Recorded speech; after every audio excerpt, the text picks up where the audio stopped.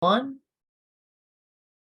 Hey everybody, this is Andrew with the We Are RIZIN podcast. Thank you for listening and for watching us. I am joined by a very special guest today. With us, we have Mei Yamaguchi, VV Mei, who will be taking on Kanna Asakura at RIZIN Landmark 5, April 29th at Yoyogi Stadium, I believe it is, Yoyogi Stadium? Yoyogi, yeah, actually, it's a gymnasium. Gymnasium, sorry. In Transportation, yeah. Yoyogi Gymnasium in Shibuya, hopefully we'll be on fight. But yes, she makes a return to fighting in Japan and her first time in RIZIN. Thank you so much, GB Mate, for talking to us. I really appreciate it. Thank you too. So first question I gotta ask is, I love hearing the origins of nicknames. How did you get the nickname VV? First it was only one V, and then it was added with the Chinese character one, but we call that one as Hajime. So actually I took it from V1 arm lock, which is this kind of arm lock.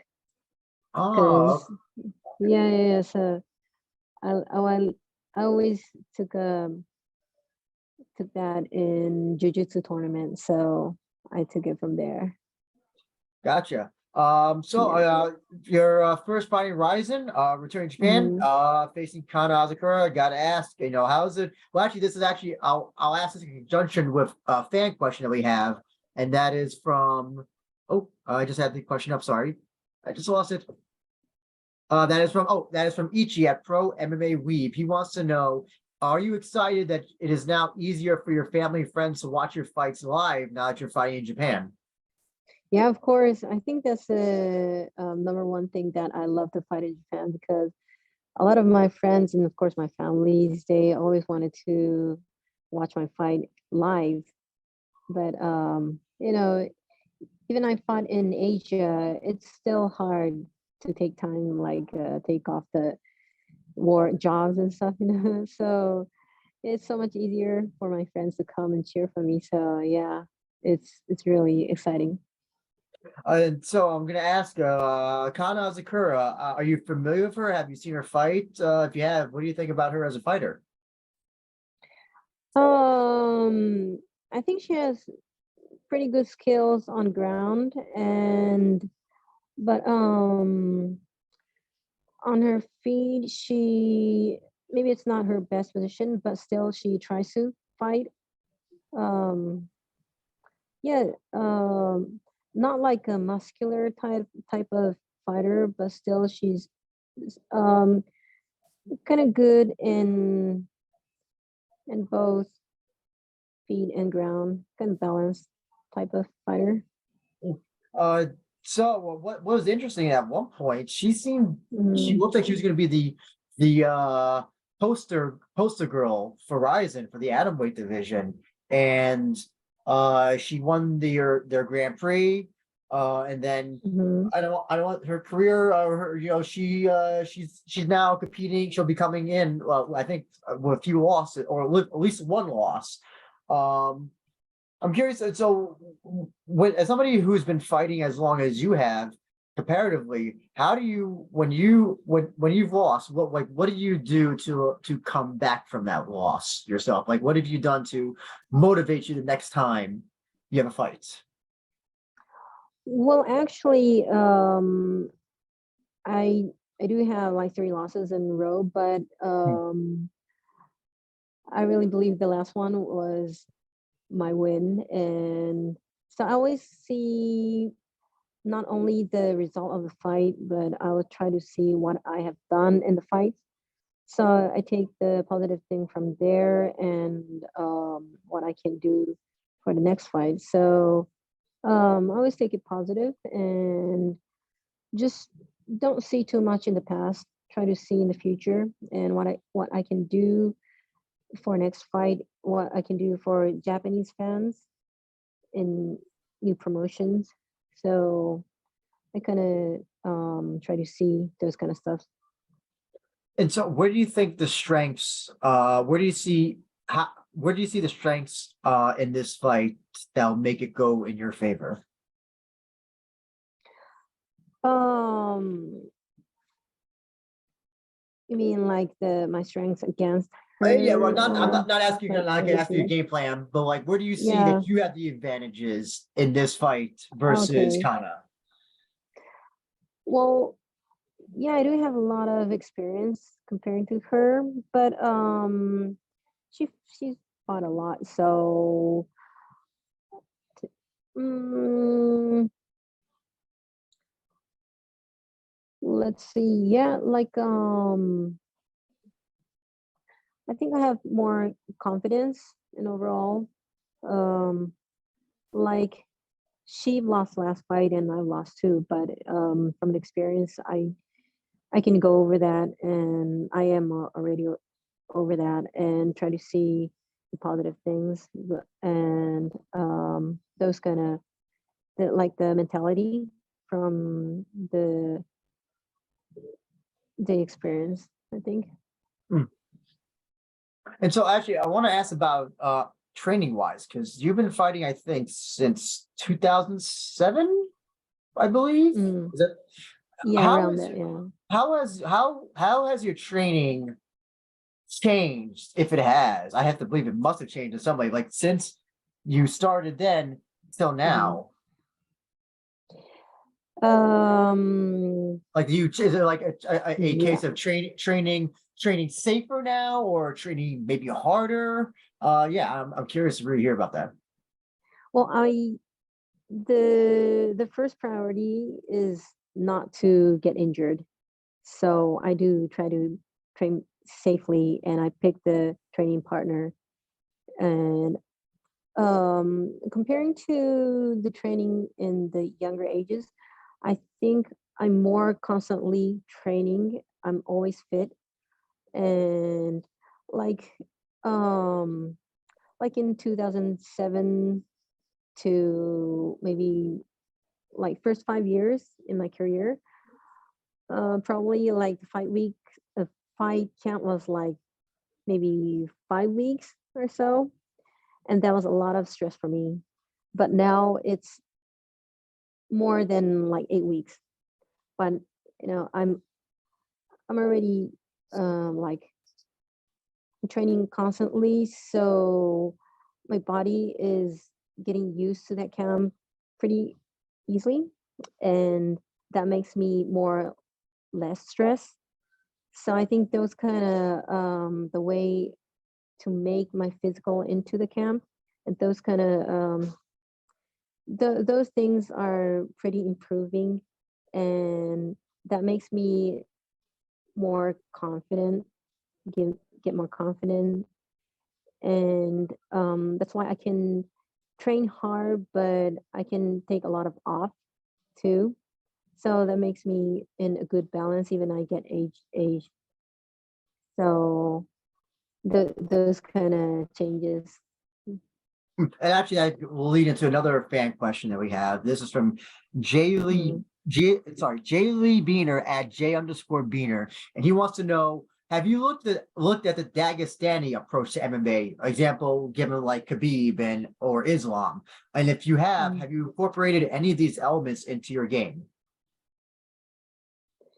Actually, I couldn't get that question. I saw it on Twitter, but I didn't see what couldn't understand what it mean. Like Well, I I guess do know Khabib, but I guess like what he wants to know is have like if you've incorporated what I guess what's considered the Dagestani style into your MMA game now, since that does seem to be the prevalent or the style that's being copied in a lot of gyms and a lot of dojos. Is mm, that mm, like the body lock, like the famous body lock that Khabib mm, does, yeah. or just that pressure style wrestling? Is that something that you've incorporated into your game so far, or maybe not at all?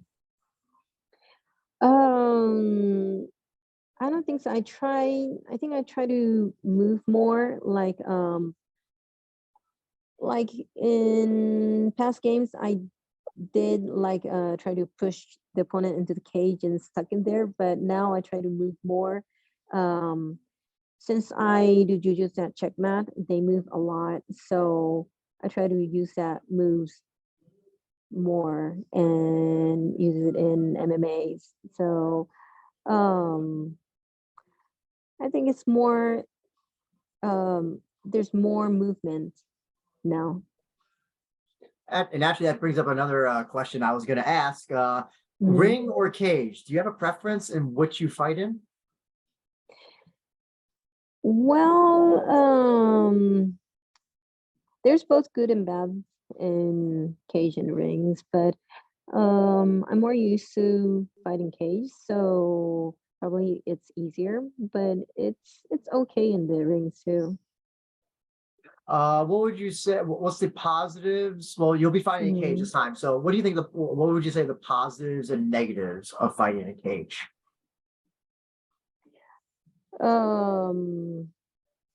Fighting against a wrestler, it's easier to stand up and fight on the feet. But for the wrestlers, they can use cages to push the opponent and go for a takedown. So, yeah, those are the good and bad.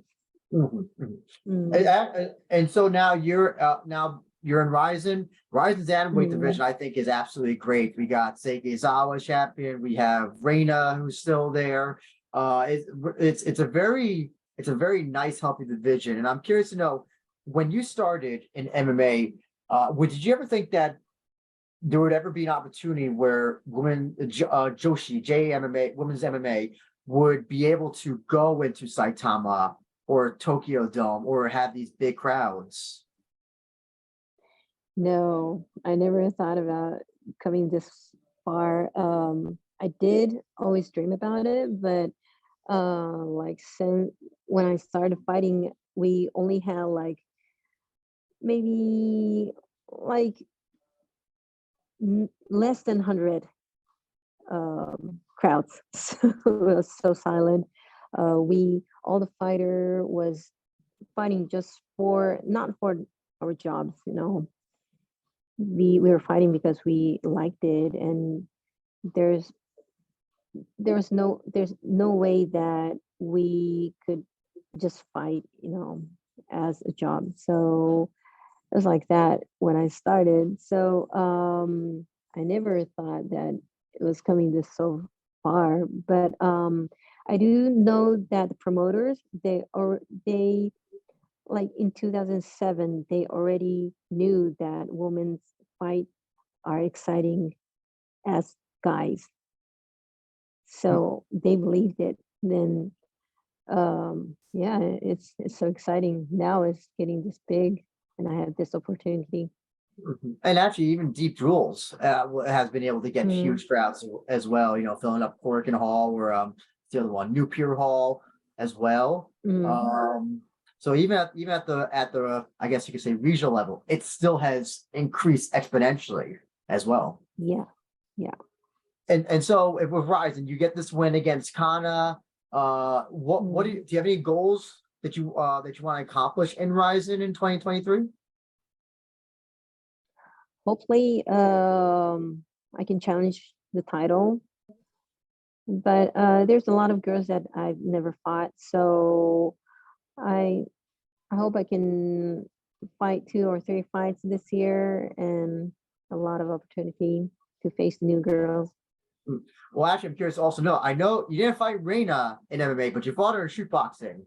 Is that something you would like to, you know, get another chance? You know, we saw what happened, you know, this past weekend when Izzy fought Alex Bahia in UFC, and their rivalry came from kickboxing.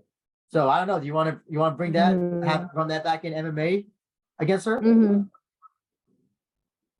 Yeah, I'd love to, but I'm not sure she's staying for the atomweight now. Probably she's going up the weight division. So if she's staying, I'd love to face her anytime. They call it Rena weight. I think it's like a weird in between of atom and straw weight, like 110 or 112 or something like that, or whatever. Yeah, that's pounds. I don't know what it is in kilograms. What about any other people that other people that you'd be interested in? yeah, Aizawa's a champion, and we got Mm, Sayori Oshima as well. I'm curious, how about Ayaka Hamazaki? It'll be a fight between the two veterans and mm. I guess two Atomweight originals. Is that a fight that you'd ever be interested in having? Yeah, that'll be exciting because I lost her like 10 years ago, Oh wow! around Okay, 10 years ago. I'll be honest. Yeah. I didn't even look. I looked at your record, but I didn't look at the entire record. But I didn't even know you two Mhm. even already fought. I thought you didn't even. I didn't even think you two fought. I'm sorry. Go ahead. Yeah. I think it was like 10 years ago, New Year's Eve event for Deep. So I faced her and I lost by decision. But yeah, comparing to those days, my training is getting so much better and she's getting better too. But she got injured last year, so she's still healing her arm. But if she come back, of course, I'd love to face her. Actually, you brought up also something as well that's unique about your record. You said decision. Mm, You've never been finished in a fight. Only decision. You've lost yes. fights. What do I'm always curious to know. Like, it's a silly question, but like, how? Like, because it seems like everybody at least gets finished once. Either at the beginning of their Mm. career, or the end of their career, but it's never happened with you. What do you credit to this? To being able to not be finished in MMA fights, to go to distance. I think I earned that the defense from jujitsu. And like when I started jujitsu in California, I was like the smallest, of course, in the gym, and all the guys were so big, I couldn't even make the close guard. So I was smashed by those giants for like more than 6 months. I was like keep defending. I only did that in first 6 months. So I think that experience is making me like not getting finished for this long time. Do you think? Do you consider? And everybody like says like, oh, like the one I hear is wrestling is the most superior part of mixed martial arts. But do you feel like jujitsu is a superior martial art in MMA? Um, I don't know. It depends on people's fight styles. So like it's like some gyms they say that get more aggressive, like than like not getting uh, finished, But like the other gym, they said, okay, first learn the defense, and then you go for submission. So every gym is different. So I don't know which is the best, but I think it's the defense is the most important part. But at the same time, you can't forget to being aggressive to attract the audience. Mm, So yeah, I don't know. Wrestling is important too, but that depends on the fight style. gotcha. Mm. One of the questions I also wanted to ask as well, as everybody knows, you were in one championship, and there was, I don't know what it was, but there seemed to be some sort of, I guess, miscommunication about what was going on between you and one. Because first it was reported, oh, you were going to be a Rizin, but then one said, oh no, you're under exclusive contract, and it turned out, oh no, you're not under exclusive. Is there anything that you could just say about that whole thing? What was the whole miscommunication that just happened in that whole thing? Yeah, it was pretty confusing about that. But I think that was the wrong information from the writer. So the one championship said right after that, someone said that I'm fighting for Rising, but still had a contract. Um, After that, they gave the letter that saying that I am officially released. So it was only that the writer just made a mistake. I see. Yeah. Oh, I see. I see. Mm. If you don't mind me asking, so did you choose to did you want to leave one and go to Japan, or was it something that one decided, or was it like a mutual thing that leaving one? I asked for the early termination because I wanted to finish my career in Japan, because I don't know how long I can fight, but Japan is my country, and I know a lot of people want to see my fight. So yeah, I asked for early termination, and one championship just showed their respect for that. So I usually don't like to ask fighters when they plan to retire because you just never know. But I guess what is your, since you brought up, what's your timetable for how much longer you want to fight? I don't know, but probably 2 more years.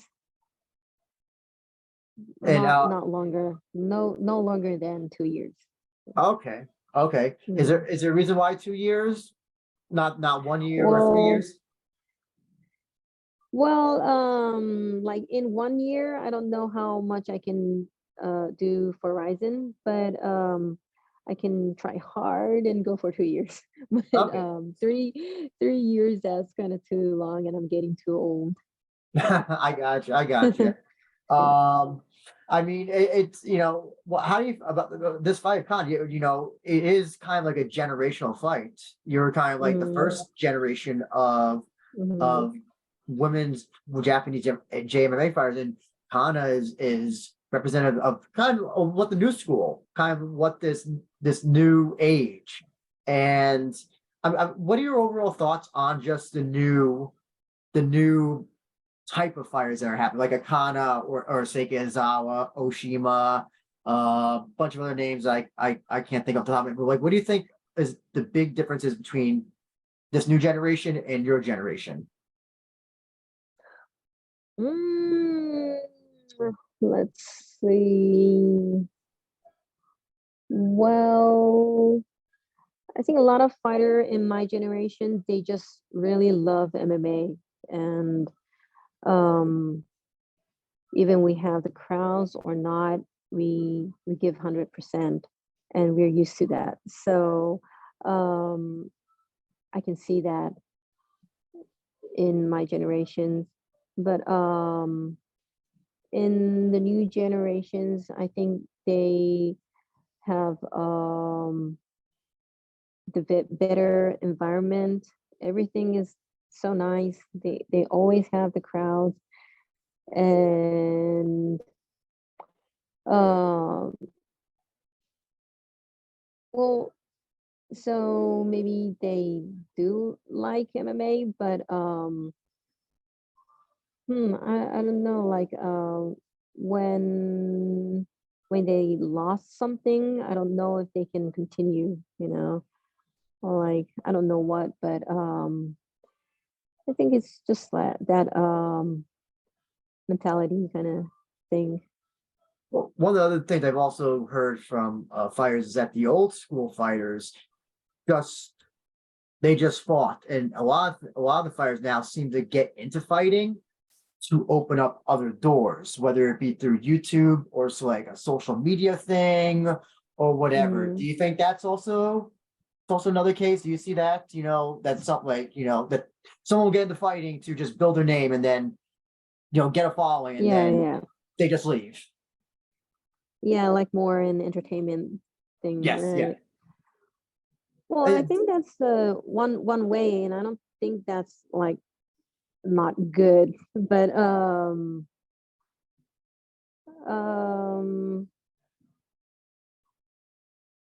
well, when I see like the real fighters who just really love to fight, it's kind of, I feel more stuff for them. Like when I see their fight, I get more emotional, and I learn a lot of stuff for those kind of fighters. So, but I don't think those people who go to entertainment is like bad. It's the way they live. So if that's fun, they should enjoy that, and if the fans and audience, like they love it, I think that's okay. I'll just quickly ask, do you have any thoughts on Breaking Down, if you have watched that? Speaking of entertainment and fighting, the two. It is entertainment and people have fun watching that, but I hope they don't call themselves a fighter, you know. Oh man, Yeah, I don't understand a lot of yeah, Japanese, but I can sometimes hear those. They're saying, you know, I'm glad to be a fighter, you know, after their post-fight right, interviews and all that. right. Yeah, like professional fighter, because the people who don't know about MMA and breaking down, people who doesn't know the difference of those kind of stuff, they think that I should fight in breaking down, and like some people asked me, are you going to fight in breaking down? I was like, okay, that's pretty much different from what I do, and I have to explain all of those stuff because breaking down people says that I'm professional fighter too, and this is professional fight. So if breaking down is fun to watch, that's okay. But I hope they come up for like some other terms for the fighters. I got you. Well, Yeah. in America, WWE, the wrestling promotion, they brand their people as sports entertainers. That might be the Okay. best term to describe them in that case. Yeah, that's perfect. Perfect. Yeah. But before you go, May, I just wanted to know if you have any last minute, if you have any sponsors or social media or anything that you would like to plug. Yeah. I'd love to getting more social media interviews and stuff. So please message me anytime. Thank you. And last question I have is if you have any last comment or statement you'd like to make about your fight or Kanna Asakura, the floor is yours. Well, on April 29th, there's a lot of good cars, but for women's cars, we're and in all of the cards, our fight is going to be the best. So don't miss it. Oh, yes. And you can see it on April 29th, hopefully on Fight, RIZIN Landmark 5 in Yogi. Vivi Mei taking on Kanna Asakura, a fight of the old school versus new school. And Mei, thank you so much for taking your time to talk to us. Really looking forward to this fight. And yeah, I hope you have a very successful career in RIZIN this year. Thank you. Oh, thank you. Arigatou gozaimasu. Arigato. Hey everybody, this is Andrew Benjamin with the We Are RIZIN podcast. This is I am your host, Andrew Benjamin. I am joined by my co-host Jay Christian Gary, all the way from down south, new purveyor of the new and improved focus fights. Hey y'all, how's it going? I'm just happy to be here, but obviously we're all just excited. And first of all, by the way, in case you're watching this as of the time it's being recorded, Happy Easter, Passover, Ramban. I mean, basically, no matter what you're celebrating, Easter, Passover, Ramadan, happy Sunday to you, and we hope that you're enjoying a very joyous weekend. But still, though, when it comes down to people who are being joyous, this man is pretty much joyous of the fact that he gets to compete in the superior rule set. In case y'all didn't know, let's go ahead and introduce him again. 5'10", 249 with a 72-inch reach, 37 years old, from Tamuning, Guam. He will return to the RIZIN Fighting Federation ring this April. Well, actually, late April. So I gotta correct you, Christian, that the cage. Okay. Landmark is the cage. Oh, right. RIZIN Landmark 5. He will face off against Tsuyoshi Sudario in a little under a week's time, a little under 2 weeks' time, actually. And of course, he is a 3-fight UFC veteran returning to fight in RIZIN for the first time in 3 years. This is former PXC and DEEP Megaton or heavyweight champion, Roque Martinez. How are you, sir? Oh, I'm good. I'm good, man. Thank you guys for having me. So I gotta ask. Oh, wait, still or you former Megaton champion at this point? Because I don't know at this point the status of the Megaton championship. As far as I'm aware, I'm still current because I do know they have an interim title holder, and it was brought up to me that they want to unify that. So I think I'll be defending my title as well. Hopefully soon too. So yeah. Finally, okay, good. Because I'm glad that we have finally a question to the status of the Megaton Championship. Because that seemed to be in limbo for quite a number of years. Yeah, me too. I wasn't too sure, but I guess once I saw that they made an interim, I figured, yeah, I guess I'm still still holding the belt. So yeah. So you're back in Rizin. I got asked, when you got the call or the text from Sakaki Bara to come back to Rizin. I mean, how did you feel when you got the offer to fight Sudario? So it's actually pretty interesting because, of course, I was super excited, but I just felt like it was bound to happen. I actually turned down going into PFL for. I just had this feeling like it was probably like 2 to 3 weeks before I got called by Rizin. My old management team, they reached out to me about, hey, do you want to sign with PFL? And I just kind of had this gut feeling that Rizin was going to come soon, and man, it did happen, and I wanted to go to Rizin actually, and I don't want to have to go through all that PFL Challenger Series and like that whole thing. It's like I just wanted to have a, good solid fight. So I held off, and man, it paid off. I just knew that's where I wanted to be. I love Japan. Many people know I've had a fairly long career there. My first fight there was in 2009, so it feels like that's just where I belong, man. And some people don't have the same vision as that I do. Like, oh, why don't you go to these bigger events or sign somewhere else? But it's just, to me, it just feels like that's where I belong. And I guess you just, when you know. So I was really happy when they reached out to me to come back. Oh, so sorry, just to clarify, you said the PFL Challenger Series. I thought when you said you signed PFL, I thought you meant that they were going to put you right on the main thing. They were going to make you go through the Challenger Series. Yeah, so they were talking like, oh man, you do the PFL Challenger Series, and it's an easy route in, to the. And I wasn't too sure exactly how that all worked. Once I heard it, I wasn't too excited about it, because like I said, I felt Rizin was right there. Oh, I apologize. I just find that odd because given how much you've had a fight career, a long fight career, and also fought in UFC, I'm surprised that they offered you the challenge. I always thought the Challenger Series was more for people just starting out or something like that. But I don't know. I just thought I was thinking back when you said Challenger Series. I figured that it was the spot for the main thing.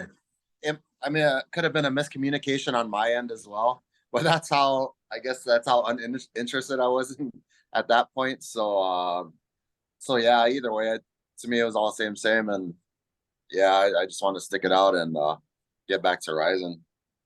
I gotcha. Yeah. And they're giving you an interesting opponent off the bat, Tsuyoshi Sudario, who while you were not in Rizin, was kind of on the upswing, and now he's facing a lot more tougher competition. Is only interested in fighting foreign competition, and you're coming in to for a guy. What do you think about him as a fighter, especially coming from sumo and then having the success that he did in MMA, and now kind of a little bit down there? What are your thoughts on him as a fighter? As a fighter, I think given he's has such a short career, I think, man, it's a good is that he definitely had a good start, of course, except for his last fight, right? But considering that, I guess he's only been competing for 2 years, is from what I understand. Man, he's pretty good for that short amount of time, but at the same time, I don't believe he's quite, with all due respect, I don't think he's at the same level as me. Of course, I'm not taking him lightly at all. You could tell he has some power, he has some speed. He's athletic for a big guy. He is a big guy. But yeah, I don't see that he's on the same level as me. But I have to go out there and prove that as well. So I'm looking forward to that. But he's overall, I think, a pretty good fighter for only competing 2 years. Would he be the tallest person you fought? Because I think he's about 6'3" or 6'4", maybe 6'5". Because he is a sumo. Sumo guys are tall and big. Is he possibly the tallest person you fought up until this point? No, I believe either the tallest guy I fought was Jaideep Singh and Deep, and he was 6'6" or 6'7".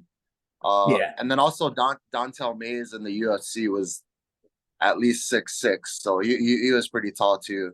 So I don't think he'll be the tallest, but I feel like everyone I fight's pretty damn tall. What's that like always being you're looking up at your opponents most of the time? Is that well, I mean, like, do you ever get intimidated by that? Is it just like, do you sometimes feel is that ever or is it more of a motivating factor when you see it? You're kind of I guess it could be more motivating, but it just feels like at this point it's like a regular thing for me now.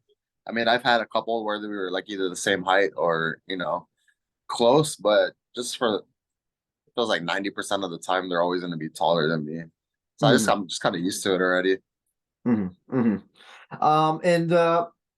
so with this fight, still young in his career, still developing. How do you prepare for a fighter like that who's still, you fought people like in UFC, like you said, Dontel Mays, and you kind of have like a blueprint to face those people because they've had more longer careers. But with somebody who's still developing, is that a little bit different because he may not be the same fighter that he was after his last fight against Tafa. So is that at all something you're considering while preparing against him?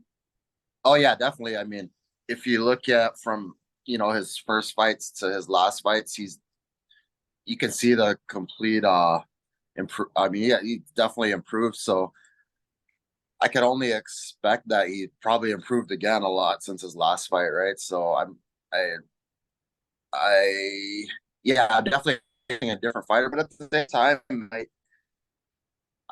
I was going into a fight not worried so much about what the other guy does, opposed to what I can do and what I want to implement in the fight.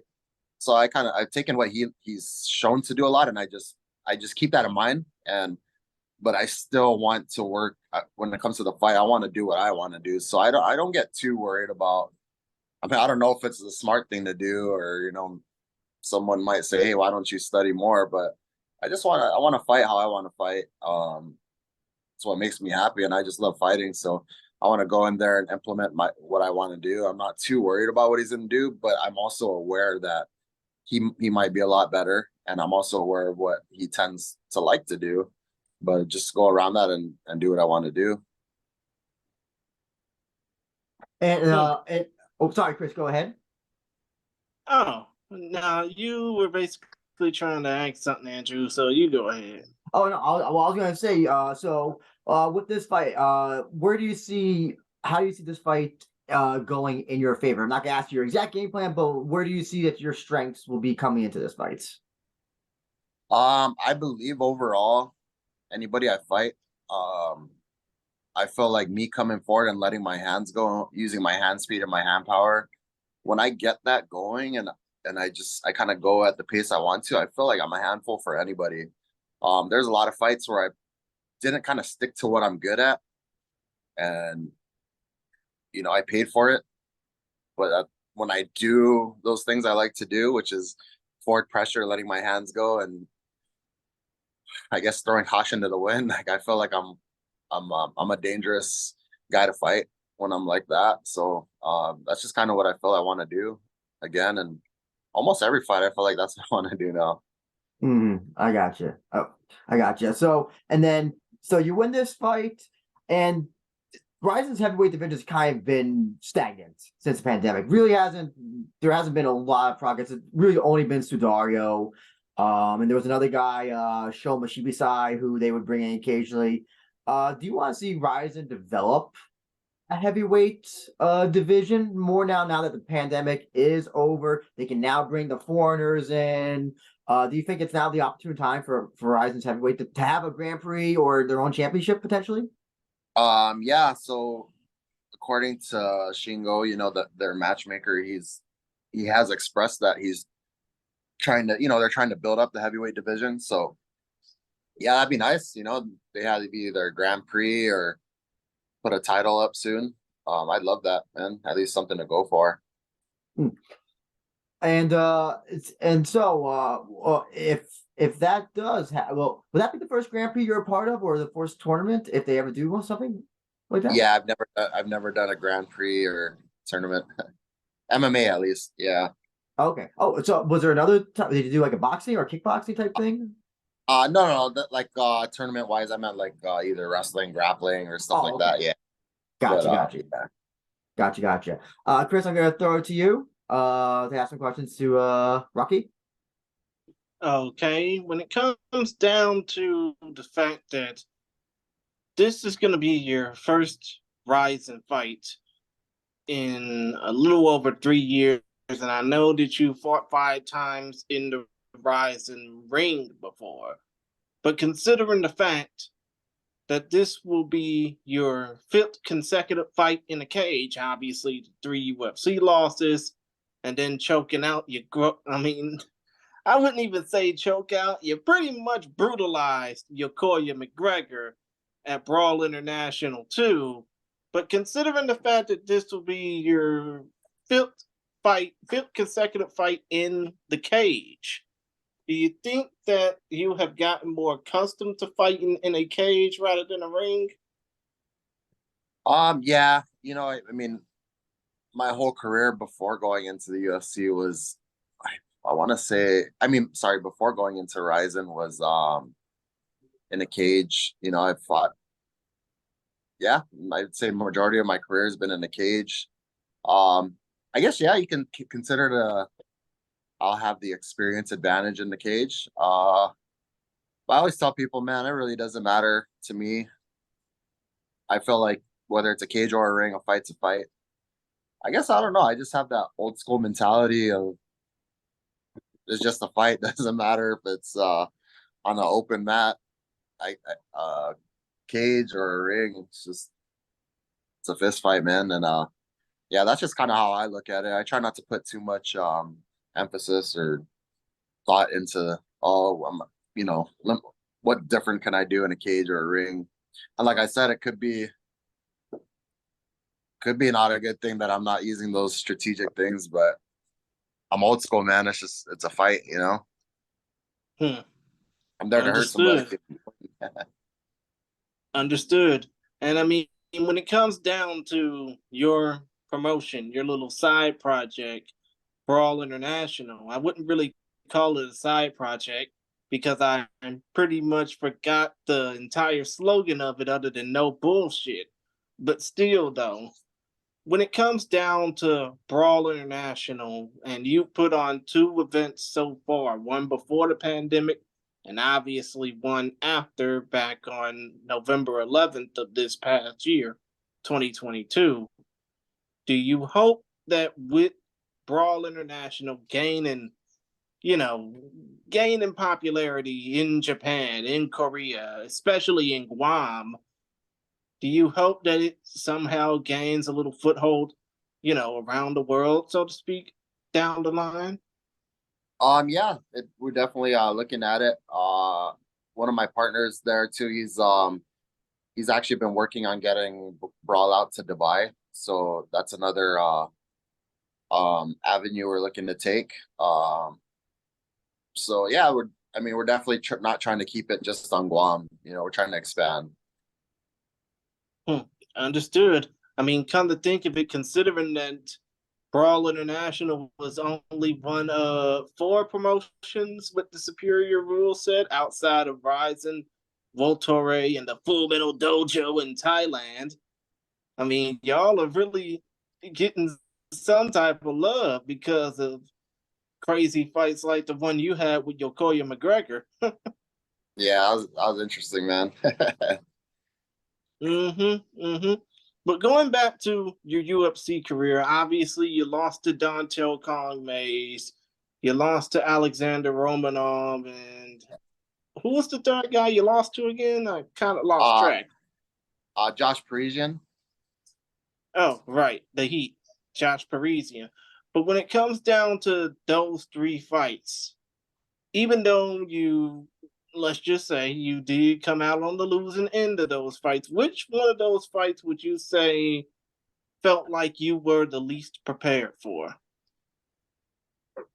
Least prepared for? Mm-hmm. I think that one was pretty obvious with Romanov, man. That was that was like a 3 or 4 day notice during like you know, the biggest part of the pandemic. So I mean, of course I wasn't getting nowhere near the training I was used to getting, and of course that short amount of time, like I mean, for me getting the call that I was fighting him to hopping on the plane was like 2 hours.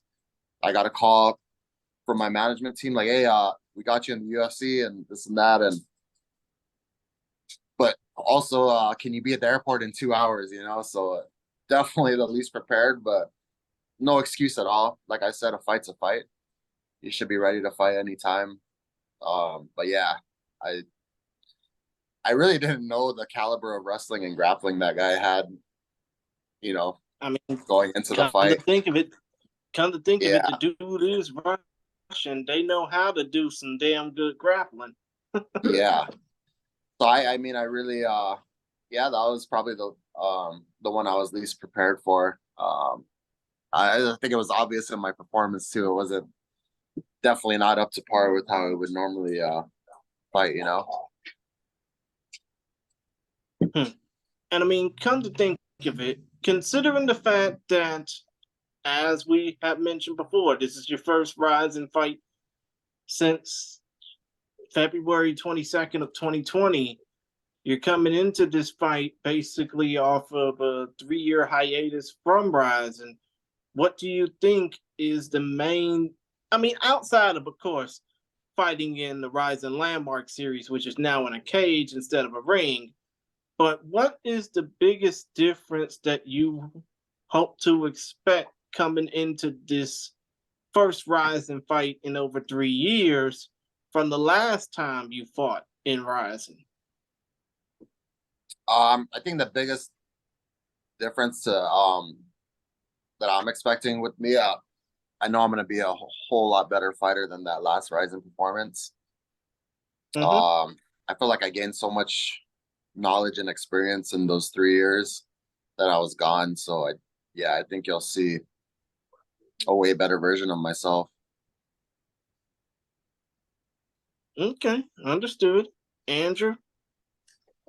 Yeah, now that speaking of management, which you just mentioned, I understand now that you have your own management company. Is that correct? RMN? Oh, RM Sports. Actually, that's it's actually it's a different. I do a different stuff with that company. It's not a management team though. I actually just I just manage myself now. I'm not with any management team as far as fighting goes. That's just one of my other side. Well, not side. I would just say it's another business I'm in with RM Sports, and I recently actually just opened up my own gym pretty recently too. So that's what I was thinking of. That's what I was thinking of, your gym. So yeah, so you know, we talked to other fighters who've opened up their own gyms, like Damian Brown opened up his one in Australia. So I gotta ask, what is it like being a gym owner, a combat? It's MMA gym, right? I'm assuming. It's actually boxing and kickboxing gym. Okay. All right. So it's just like, yeah, a boxing, kickboxing gym. What is it like running something like that and just like starting off like from the ground up? Yeah, it's been a wild ride just because you know, me training for a fight and getting the gym fixed up, man, it was a lot. And but I recently, I'd say just a few days ago, I finally got my ring in and all the mats I wanted to use. I finally got it all set up, and when I finally it's starting to look how I wanted it to. And when I finally started seeing that vision coming, you know, it's pretty exciting. So right now I'm kind of just open more for like private trainings. And of course my camp, right? So I was gonna start some classes before my fight, but I think I'm gonna finish out the rest of this fight camp just focusing on my fight. I don't want to have to deal with members and all this and that right now. I'll probably do that when I get back early May to mid May. But man, yeah, it's been quite the journey doing that while training for a fight, and amongst other things I do as well for work, right? So it's been a full plate for sure. But yeah, I love it, man. I'd rather be this busy than, you know, not have anything to do, right? And also building towards a more successful future outside of fighting is what I'm looking forward to. And you're still doing your camp and most of your training Spike 22, I'm guessing, right? Yeah. So well, we kind of, so like my gym's a Spike 22 affiliate, so it's still you know, I'm still Spike 22, and you know, all my same training partners, it's all still there. Yeah. Okay, gotcha. Yeah, speaking of BRAWL, which you talked a little about, any chance of a BRAWL this year happening, whether it's Dubai or in Guam? Yeah, so right now we're probably looking at, I want to say it was June or July. It's not going to be too far. We're finalizing the deal with the hotel again here in Guam, the one we usually do it at, Dusit. So yeah, we should have a date set, hopefully within the next week or so, couple weeks maybe. Yeah, and looking like June or July, a summer show. And I think, Chris, when you're thinking of the slogan, I think it's the champagne of MMA. That's what it is, right? Yep. Right. But there's another slogan they had. I think part of it was the no bullshit. Like, yeah, because you know the no judges, no judges, no bullshit. Judges, no bullshit, just fights. Yeah, just fight. Yep. Which is really what it is, man. There's some exciting fights in that thing so far, you know. We like, yeah. Well, so talk a little bit about. Oh, sorry, Chris. Go ahead. And I mean, kind of think of it. I mean, hate to interrupt, but still, kind of think of it. You do mention no judges in that slogan for BRAWL International. When it comes down to the recent issues with MMA judging in the mainland United States specifically, I mean, especially in boxing and in MMA, what do you think is probably the main difference from fighting, you know, in promotions like BRAWL and in RIZIN compared to fighting in the States outside of the judging? Of course, yeah, definitely the rule set, right? Like you can be, there's no stalling, right? In in RIZIN, of course, BRAWL, like you can't. I was thinking of when I fought Dontel Mays, right? I remember at one point, I had him in a guillotine choke against the fence, and then he was kind of kneeled up against the fence with his hand on the ground. And I could only just think in my head, man, I was like, man, if I could just stand up right now or a knee or soccer kick his head, like that'd be perfect. You know, because he's just kind of like staying there, playing it safe, right? I just love that in RIZIN, you can't play it safe. I mean, if the other person knows, like me, I'm just constantly thinking like full on violence, right? There's no safe playing. So that I love that. I love that about it, man. It's, you know, it's a real fight to me. It's like it's pretty realistic to a full on real fight than anything else. So I think that's the biggest thing. I want to branch off that judge's question, and in your case, I also want to get your thoughts on what can judging in American MMA be done, because I think you're a good example, a good person to ask, because in the Josh Parisian fight, people had you as winning that one, and you know, unified rules are different than, you know, RIZIN rules, and then what do you think is do you think there's a problem with judging by the Nevada State Athletic Commission rules? And if you do you think that there needs to be some sort of reform or change to them? Yeah, I mean, it's hard to say exactly what needs to be done, but I don't know. From what I understand, is a lot of these judges haven't even competed in combat sports in general. So I mean, that could be a start, man. Let's get some guys with some actual MMA knowledge sitting in those judges' seats, you know? Because man, I'm seeing some of these scorecards and I'm like, it's doesn't make sense at all. I'm like you said, I'm a perfect example. I felt when I fought Josh, you know, hey, that Josh Parisian is a good guy. He's actually pretty funny, but man, the fact that right after the fight, he had to go to the hospital. He had some, you know, facial damage and other stuff, and like I was perfectly fine after the fight, minus some cut underneath my chin, and it just didn't make sense. Like, how did he walk away with the win after that? And I just, yeah, something's got to change, man. And I don't know exactly what, but I mean, it could start with maybe let's try and reach out and get some people with actual combat sports knowledge sitting in those in the judges seats, because it doesn't seem like those guys have ever competed or anything in combat sports, right? So maybe they just have absolutely no idea of what's actually really going on in the fight. That's crazy. We can agree. We can agree with that, but here's the thing, though: not everybody can be Dan Severn, Chris Lieben, or even Frank Trigg, as in having fought in competition before and then all of a sudden ended up judging fights or refereeing fights. I mean, some of these judges, they've probably never been in a fist fight before. Yeah, my understanding is that I guess it varies state by state, but I believe you just have to take a certain amount of classes to get certified, something like that. I think Big John teaches those classes. I believe I've heard he's the one who's involved with that, and that's my understanding. But yeah, you do get sometimes judges like like actual fighters like Chris Lieben, Frank Trigg, who are actually judging fights. Yeah, I mean, at least to my understanding is that at least the difference between that and like Japanese reffing or judging is that there is some sort of experience with the judges in Japan. I don't know if you can confirm or deny that, but also my understanding is that they are at ringside watching and can see everything. They're not distracted by other things, by the crowd and all that stuff. Is that, do you know of any of that stuff is true by any chance? Yeah, well, I know from experience that they kind of have like a core set of judges. At least the events I've been to, it seems like there's like that same small rotation. So obviously it's a very very tight commission there.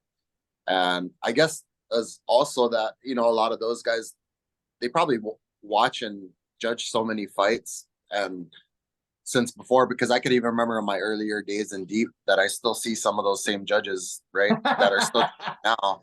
So it's like they probably have so much more experience, and a lot of them actually, if you look at their ears, they'll have like cauliflower ears and stuff like that. So it's like they probably do their, you know, it's kind of like I think when you look at the Nevada judges, right, I don't think, like I said, I don't even think they've even trained MMA. So it's, yeah, I think it's just it's completely different there.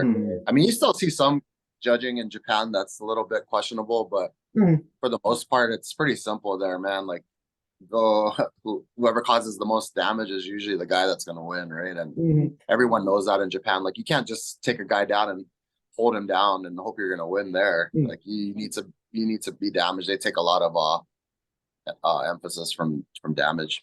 Well, actually, you know, if you speak of Japan judging, like the fight you had with Jay Kuhn, which was very close. I think, you know, had that been a draw, even, like, I think that would not have been an unfair ruling to put it as a draw. But that seemed to be like a coin flip between, because you two were just going at it for 3 rounds. Yeah, that was the.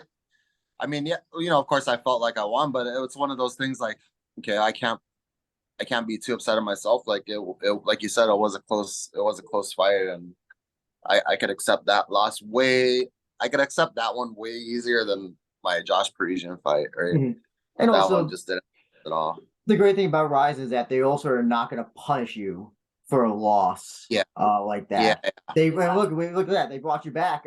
They're bringing you back already. So you know, and I'm pretty sure had, you know, bad shit hadn't happened in 2020, you would have been in around 2020, 2021, and all that stuff.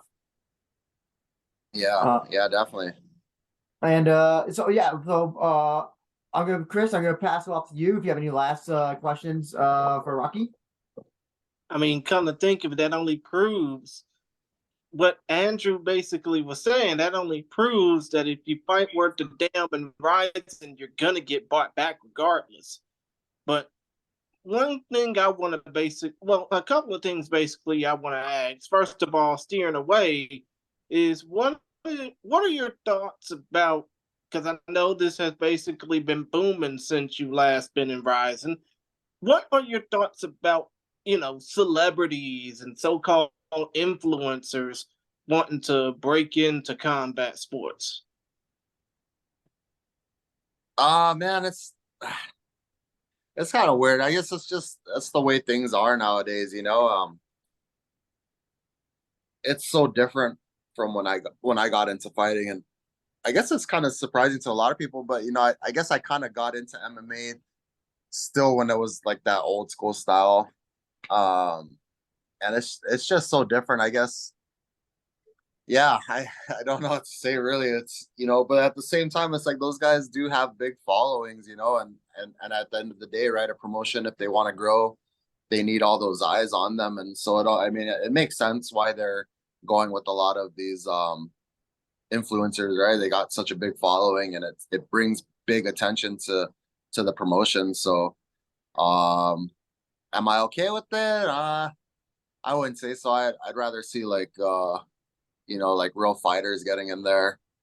Not to say that they aren't, but like I'm pretty sure you see a lot of these famous YouTubers that probably aren't at that level of fighting, but they're still getting these big profile fights just because of their name, but it's one of those things I guess we're moving towards, and it is what it is. Understood. Now, considering the fact that we talked about the Rizin heavyweight division not being up to par, especially since Mirko Kokov was a part of that heavyweight Grand Prix about a few years ago. Let's just say you beat Tsuyoshi Sudario, but you're hoping that more international fighters join the division. I'm not basically trying to tamper with anything because, who knows? Somebody probably might be listening to this and just say, hey, that American's probably tampering with our division. Let's make sure he never covers this league again. But do you hope that if you do beat Sudario, that more foreign fighters like yourself will come into Rizin, especially in the heavyweight division? Oh yeah, absolutely, man. That'd be better for Rizin and myself. I could have more opponents to fight. And I just, like I said, I always want to fight, so that'd be great. And of course, the level will, right. You got more international guys. The level of competition steps up again too. Understood. And let's just say right now, Instant Inoue is probably piping in, listening to this interview, feeding some notes about you to Tsuyoshi Sudario. What would you basically say to Tsuyoshi if y'all were standing up against one another face to face, just ready to squab out, face off against one another? Yeah, man, I tell him, hey, let's bring this fight, and let's get it, like if there was a fight of the night, that let's shoot for that, man. I want to put on a good show. I want to come back. I want the fans to be begging for me to come back. So of course it takes two fighters, right, to make that kind of fight happen. So yeah, just tell them, let's put on a show and bring your best, because I'm definitely bringing my best. Okay, Andrew. Yeah. Before you go, Rocky, just want to give you also an opportunity to plug sponsors, gym, your business, social media, anything that you want to go ahead and plug. Yeah, man. Just definitely want to thank my friends and family first. My fans, everyone that's been supporting me for. It's kind of been a long career now. You guys, anybody can check me out on my social media, Roque Martinez 86. I keep a lot of my training, my daily activities and training. I post that a lot on there. So, check that out. And thanks a lot to all my sponsors. You all know who you are, and just I appreciate all the love and support from everybody. And thank you guys for having me on the show again. Really appreciate it. Actually, I want the social media thing is actually interesting because I think the first time we talked, I think it was the Crow Cop fight. I don't think you had any Twitter or even Instagram at that point. But yeah, then, I do have Twitter now. I forgot. Oh yeah, I do. When did you decide to give it to big tech? Was it when you got to UFC and you're like, I'm in UFC now. I gotta actually do this stuff now that I didn't want to do before. Yeah, so I was pushed to get a Twitter around that time. I think it was just a little bit before that. So yeah, that's when I got my Twitter. I had my Instagram for a little bit. I'm pretty active on my Instagram. So but yeah, my Twitter I believe is Roque Martinez 86 as well. Yeah, I'll put it in. I'll put it in there. But yeah, you can see Roque Martinez. And one more thing before you do close out the show, Andrew. Do you have anything that you would like to say to your fans, whether they're watching you from Guam or from the mainland US or anywhere around the world? Do you have anything to say to your fans that are going to see you compete at RIZIN Landmark 5 at Yoyogi National Gymnasium April 29th? Yeah, man, I just want to say, like, and I mean, I brought it up before to a couple people, but I just feel like there's something in my gut that's saying something special is going to happen. You know, I feel like it's just going to be one of those fights where it's the way I'm visioning it, it's going to be an exciting fight. So I don't want anybody and any of my fans who are going to be watching. I don't want you guys to miss it, man. I'm going in there, and it's as always, it's kill or be killed, but this time more so than ever, man. That's we're throwing and one of us is getting knocked out, man. That's just truly how I feel. It's gonna be one of those kind of fights. And I'm ready. Like I've kind of come to terms, like, man, if this is the one, this is gonna be the one. To me, this is a really important fight, and I just don't want anybody to miss this one. Okay, understood. With that, y'all can check out RIZIN Landmark 5, April 29th from Yoyogi National Gymnasium in Tokyo, Japan. Please be sure to check out RIZIN's social media handles, either at RIZIN_PR on Twitter or Instagram, or at RIZIN_English on Twitter for more information about how this fight can be shown internationally. Rocky, we thank you for your time, dude. Thank you guys. Appreciate you guys for having me. Hey everybody, you are watching and listening to the We Are RIZIN podcast. This is your host, Andrew Benjamin. I'm joined by a very special guest today. With us, we have Claire Lopez, who will be taking on Rena at RIZIN Landmark 5 this Saturday, April 29th. The show will be available on fight.tv with English commentary. And Claire, thank you so much for taking your time. Appreciate you talking to us. Thank you. Merci beaucoup. Merci beaucoup. De rien, de rien. So I gotta ask, so people who may not be familiar with you, how did you get into MMA? So I started MMA 5 years ago. I've done some Muay Thai fights before, and then I had my son, so I stopped fighting. And I think 3 years after, fight was something I wanted to do again. So I started by jiu-jitsu, and after I was like, okay, I have the striking, I have jiu-jitsu, but it's not enough. It's a little bit boring for me. The jiu-jitsu competition was a little bit boring for me, not enough adrenaline. So I say, let's go. I'm gonna start MMA. I don't know why, but just it's the next step. And then I decided to start and moved in France because I was living in South America. And I'll start 5 years ago. So what I find interesting is that in France, MMA was, if I'm correct, it was banned until a few years ago, I believe, right? Yes, it's been legal since 2020. So when I started MMA in 2017, you were allowed to do pancras, which is MMA without ground and pound and without elbow. But I was training in France. You're allowed to train in France. It's not illegal, but you have to move in another country if you want to fight MMA. So my first fight was with that ground and pound, but then I fought in England, Poland, Germany. So I had MMA fights, even if it was illegal. Yeah.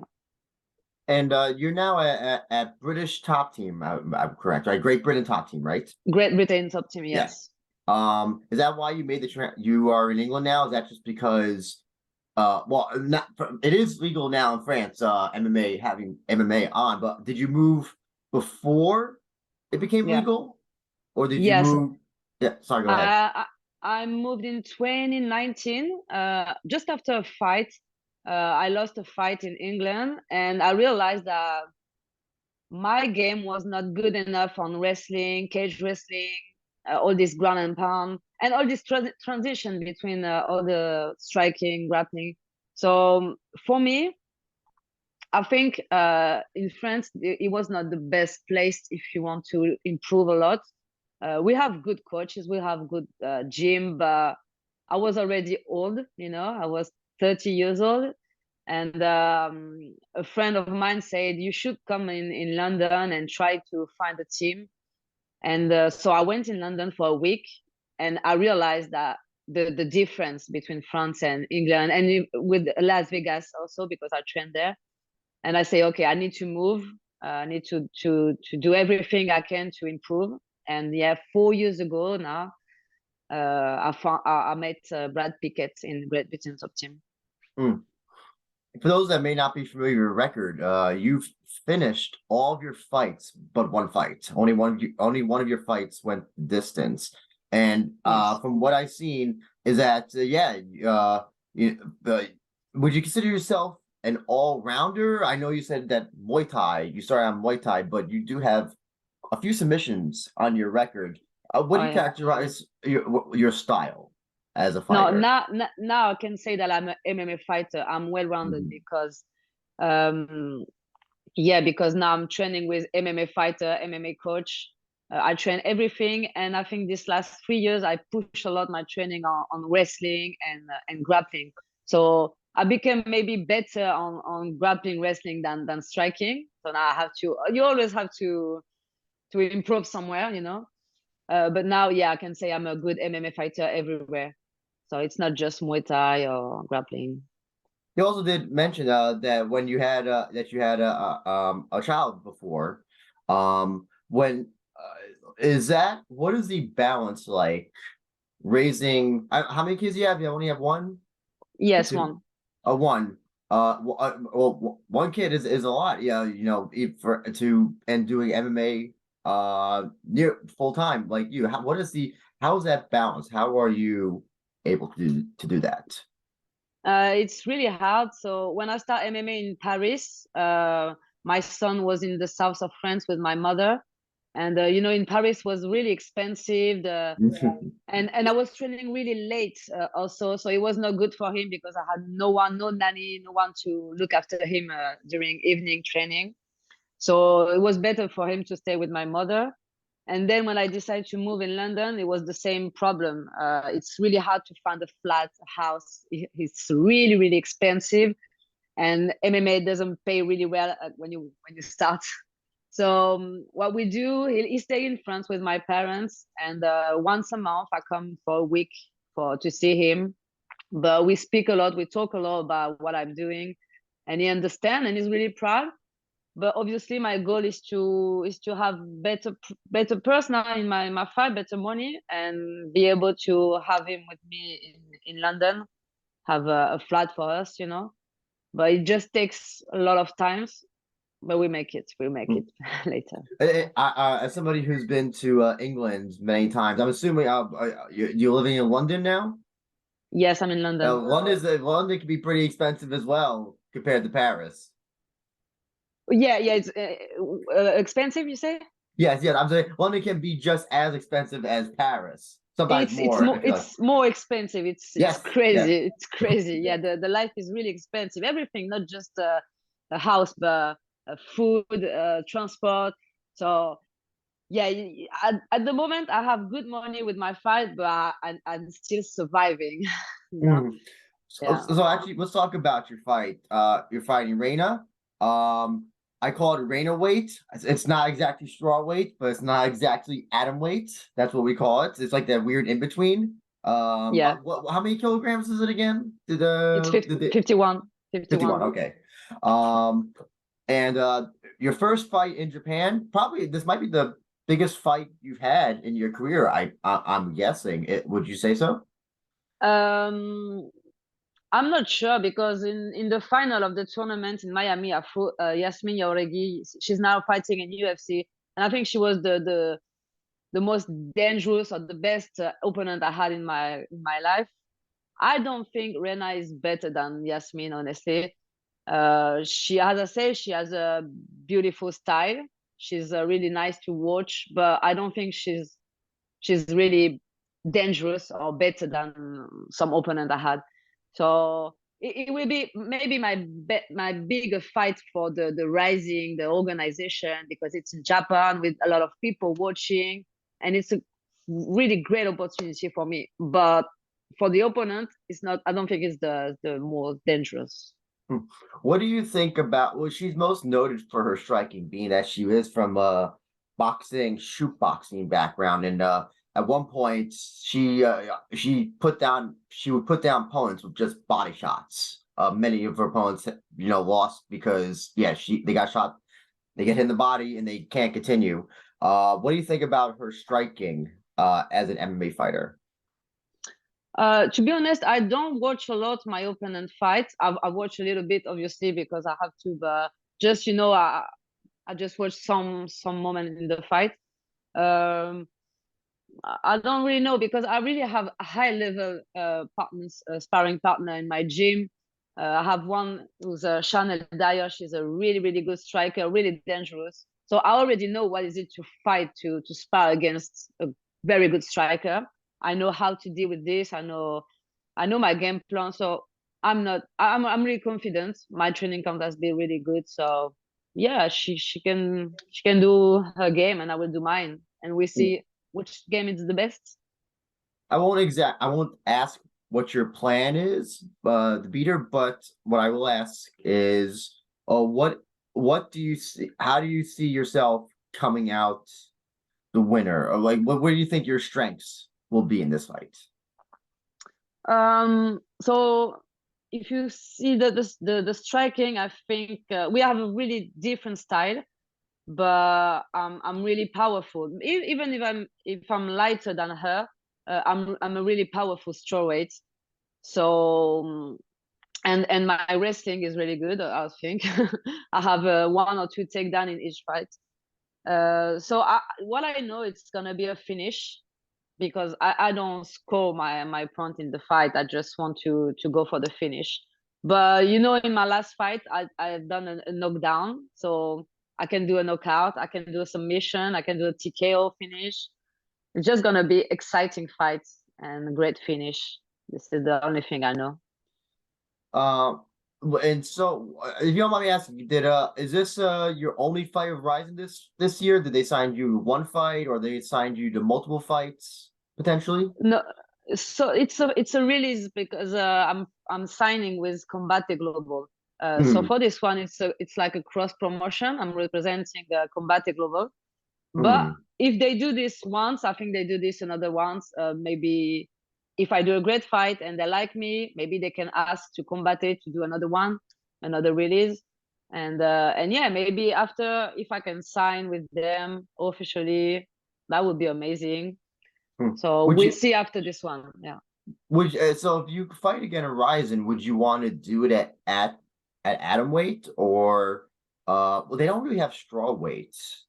There's not like a lot of My goal is to fight Atomweight. Since I'm starting MMA, my goal was to fight Atomweight. But first, in Europe, you don't have 48, 49 kilo. It's really hard.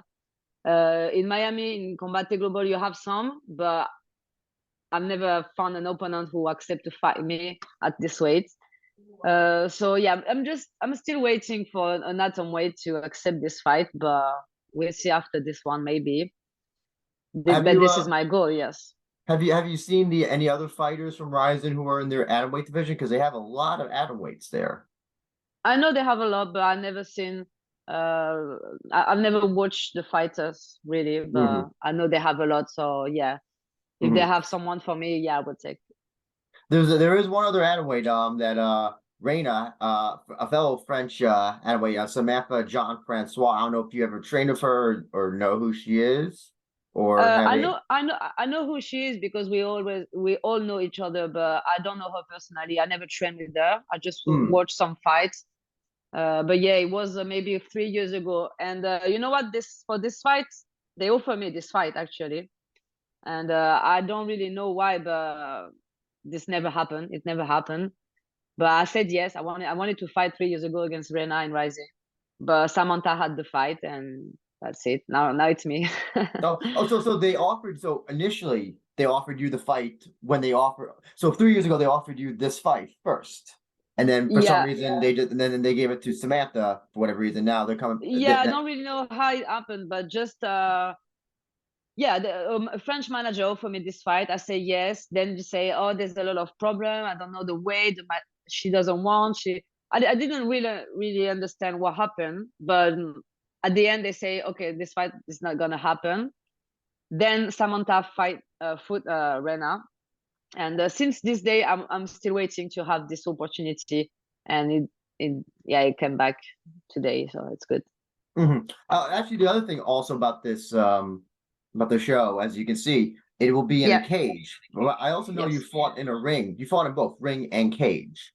Well, do you have a preference to ring or cage when it comes to fighting? I think I like the cage because you have this cage wrestling. It's something different, and I really like it. We train a lot against the cage in my team. So yeah, I think for me the best is it's in the cage. But if I have to fight in the ring, that won't be a problem. But yeah, maybe the cage. I will choose the cage. Yeah. What I've heard is that it's mainly the difference is when it comes to either wrestling or striking, is that was the cage makes it easier to take down someone, but when it comes to striking, when it comes to striking, you can use the ropes to help you absorb what they call it rope-a-dope in English, to kind of help you absorb the strikes, as opposed to a cage. If you get hit and your head hits the back of the cage, that hurts. That's what I've been told. And also when you have a position on grappling, a control position, and you're against the cage, it's completely different than if it's a ring and the referee gonna move you or gonna stand up. So that's why I like the cage, because when you stuck someone against, they can't move, but they have to move. And yeah, it's a different wrestling. You can't escape. You can't fall between the rope. You just have to find a solution. I'm also the preparation for this fight against Rena. Are you doing anything differently compared to your other fights? Because the rules are also different in RIZIN. For the big one being you're allowed to soccer kick or deliver grounded strikes to your opponent, soccer kicks, knees. Is that something you're also training for in preparation? Yeah, of course. Yeah, so basically my training camp is the same as always. I always train the same, but yeah, of course, in this camp I added some new skill, like the knee, the soccer kick, how to get a good position. And when I'm sparring, I say to my partner, if you can try to knee me, so I know which position is dangerous. So yeah, I added all this new rule in my training, so I'm ready for this rule. I'm really excited because it's I like to always add something new in my game, and it's even more aggressive. So this is exactly what I like. Yeah. Also, in terms of the judging, is I don't know if they explained the judging to you, but as opposed to, I think well, at least I definitely know Combate Global does a unified rule. So in RIZIN they judge the fight as a whole instead of by round.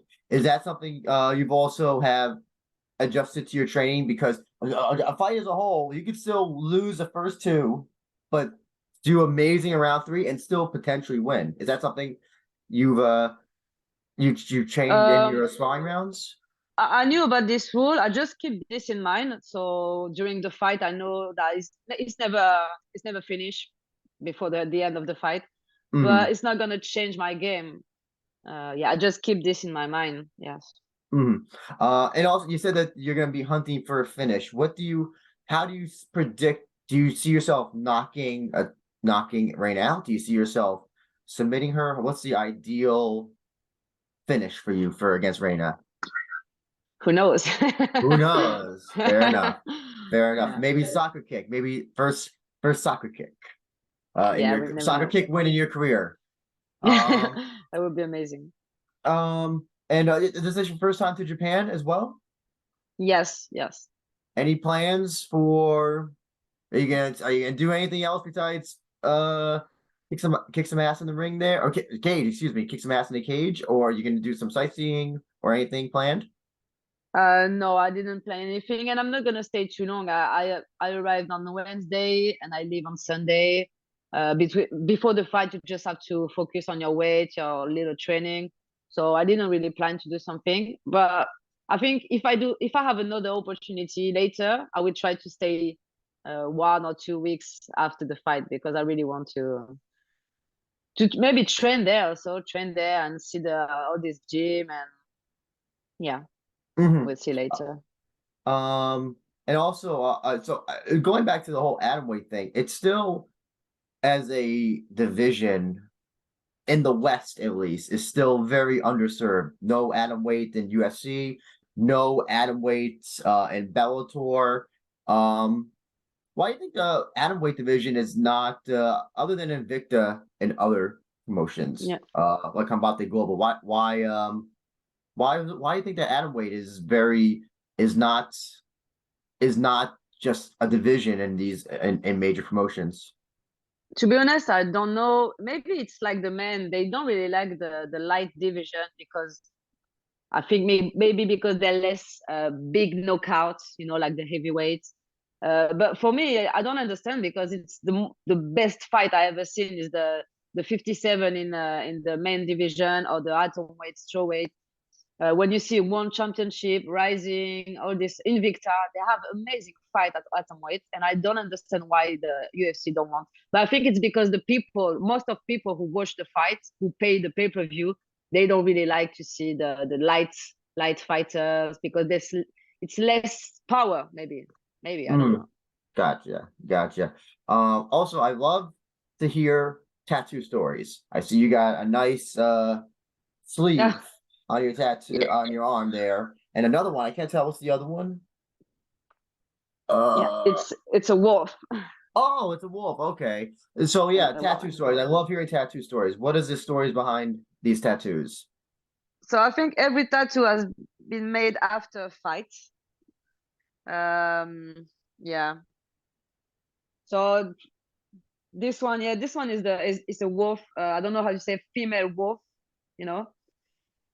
The female of the wolf, because it's an animal that, how we say, with my personality. And this is a warrior Amazon. This is a phoenix, because I like the signification of the phoenix, and I wanted to have something with a lot of color. This one is a flower, but the end of the flower, it's like a shuriken, the ninja weapon. Yes. This is my son name in Thailand. In Thai. This is a quote of Muhammad Ali. And this is Muay Thai. Yeah. Okay. So you said you get one. Do you get one after every fight? Is it like, oh, I just had my fight. So after this fight, are you planning to add more? Oh yeah, I would like to do this arm with I always wanted to have a big Japanese tattoo, black and red. Yeah, we'll see. I think I'm gonna do one after. Oh, that's kind of cool. It's kind of like I almost want to say like what do you call it? It's like a movie character when they beat somebody or like kill somebody in a movie, like they just like add. I know I feel like that's like a movie thing as well. Some characters do that as well. That's pretty cool. It's I know, more so- a gift I do to myself after a fight, you know. Gotcha. So what are, for 2023, this is, I think it's your first fight 2023, is it? Or is it your second Yes. fight? Okay. So- What are your goals this year as an MMA fighter? Any goals that you are setting for yourself? My first goal is to fight 3 times this year. I want to be more active because last year I had 1 fight. The year before I had just 1 fight, 1 event. So it's not enough for me. I need to be more active. I train every day. I never take a break. So I just want to fight 3 times this year. And I want to have a title fight in Combate Global because I've been asking this for a year now. So yeah, 3 fights and a title fight. Please remind me, who's the current champion of strawweight, right? Strawweight champion? There's no champion in Combate Global. There's the vacant belt for strawweight and atomweight. Okay. But I'm ranked #2 in the atomweight division, and I'm just waiting for the #1 to accept the fight. Okay. Gotcha. Now, what about the RIZIN Landmark division? Any chance that you would like to fight? If you get this win, you beat Rena, maybe one other win, potentially a title fight in RIZIN against Seika Izawa. If that ever would that be a fight that interests you potentially? Yes, of course, yeah. If they offer me a title fight, of course I take it. How about Invicta? Has Invicta ever reached out to you about potentially fighting for them? Yeah, Invicta have tried to match me this year. They really wanted to have me on the atomweight division, but I was already under contract with Combate Global, and they don't work together, so it's hard to be released for Invicta when you go from Combate Global. I see.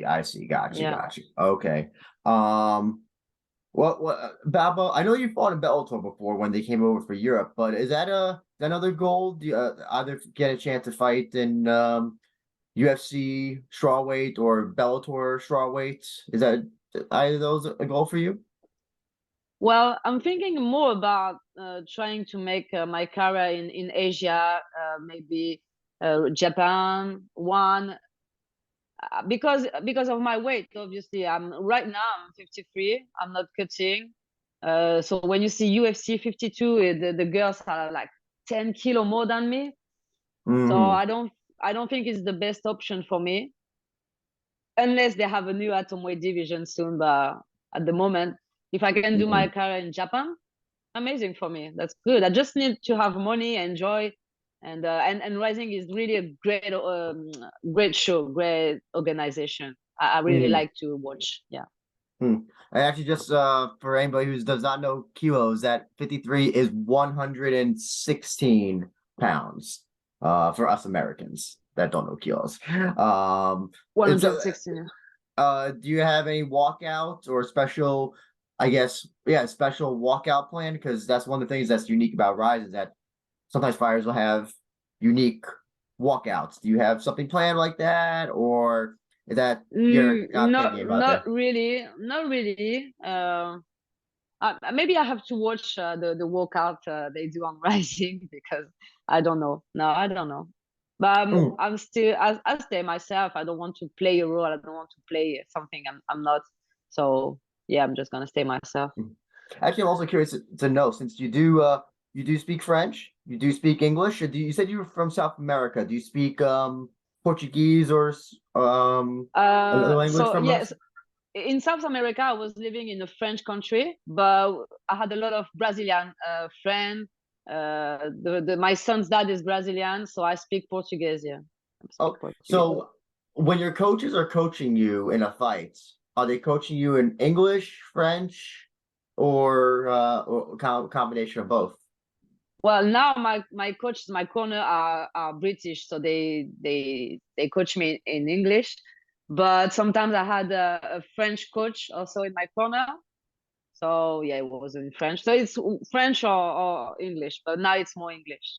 Okay, gotcha. Because I know because there are some Japanese fighters who speak English. They'll have their coach speak to them in English, coach them in English, because usually if they're fighting another Japanese opponent, it's like another Japanese opponent does not know English. I was like, oh, what do you have do you have both or French or something? That's I see now. Okay. Yeah, makes sense. And so whenever you're not fighting, like what are you doing on your off time? Not when you're not training.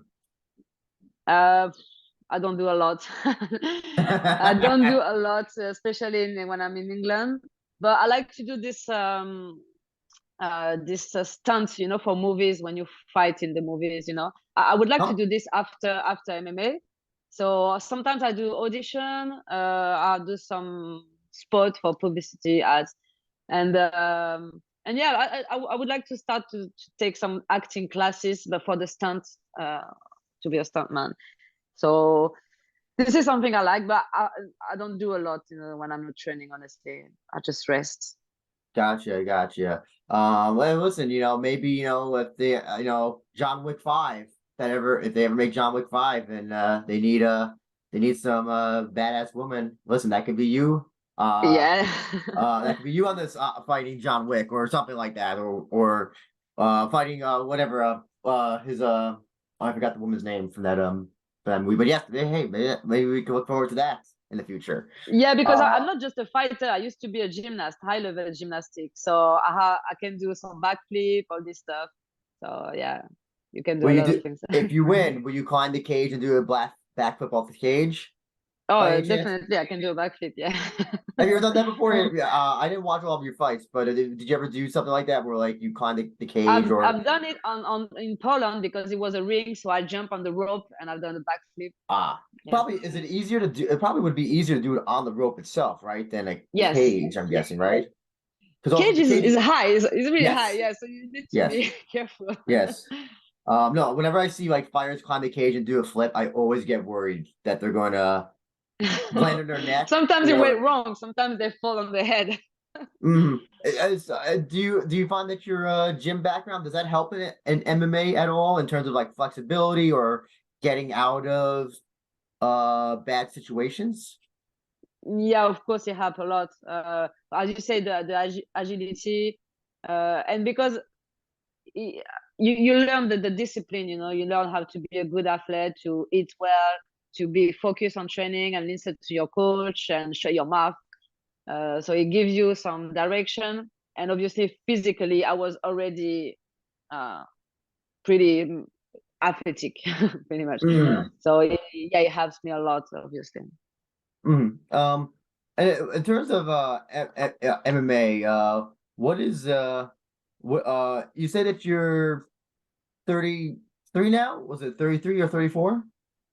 I'm bad at 34. Okay, I apologize. I never asked a woman their age, but I just want, in terms of being seen, 34. I guess 34 is old for MMA. Yes. Yes.